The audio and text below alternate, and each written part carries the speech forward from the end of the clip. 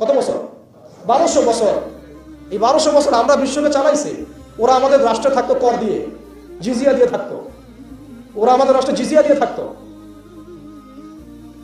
আমাদের back to back জিহাদ হয়েছে ওদের সাথে, জিহাদ হয়েছে, কিতাল হয়েছে, ক্রুসেড হয়েছে। কখনো তো আমরা এরকম করে চিন্তা করি নাই। এটা নতুন ওয়ার্ল্ড অর্ডার আসছে। বিগত 200, 250, 300 বছর থেকে বিশ্বে একটা নতুন ওয়ার্ল্ড অর্ডার নিয়ে আসছে তারা। এবং এই ওয়ার্ল্ড অর্ডার তারা কায়েম করেছে একটা উদ্দেশ্যে, সেটা হচ্ছে তারা এই বাইতুল মুকাদ্দাস এবং হোলি ল্যান্ড, পবিত্র ভূমিটাকে লিবারেট করতে চায় এবং সেখান থেকে তারা দাজ্জালের শাসন কায়েম করতে চায়।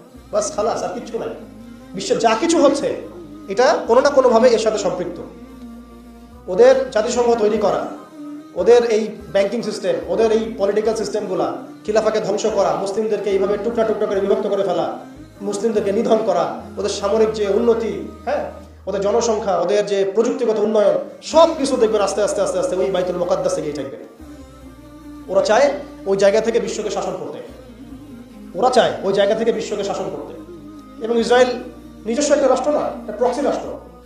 তাকে জন্ম দিয়েছে ব্রিটেন, ওকে ভরণ পোষণ দিয়েছে ব্রিটেন।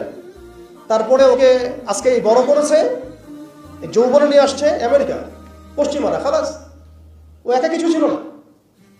কি উদ্দেশ্যে? কারণ তারা তাদের যে গন্তব্য সেটা সম্পর্কে সচেতন। তারা তাদের ধর্মমধ্যে এখনো লেখা আছে যে তালমুদ নামক কিতাবে যে শেষ জামানায় ওদের একজন মিসায়া আসবে। মিসায়া, আমরা বলি মাসিহ, তারা বলে মিসায়া। যে মিসায়া আসলে পরে তারা জেরুজালেম থেকে পুরো বিশ্বকে শাসন করবে। জেরুজালেম এক্স্যাক্টলি নাই, আসছে হোলি ল্যান্ড। তো হোলি ল্যান্ডের কেন্দ্র তো জেরুজালেমই আর কি। সেই হিসেবে বললাম হোলি ল্যান্ডটা কি মিশরের নীলনদ থেকে ইরাকের ইউফ্রেটিস নদী পর্যন্ত, মিশর থেকে ইরাক, এই পুরো জায়গাটা ওরা উন্মুক্ত করতে চায়। করতেছে কিনা একটু একটু একটু একটু করে তারা এই মিশনের দিকে হেঁটে যাচ্ছে। এবং যারাই ওদের পথে বাধা দেবে তাদেরকে তারা ধ্বংস করে ফেলবে।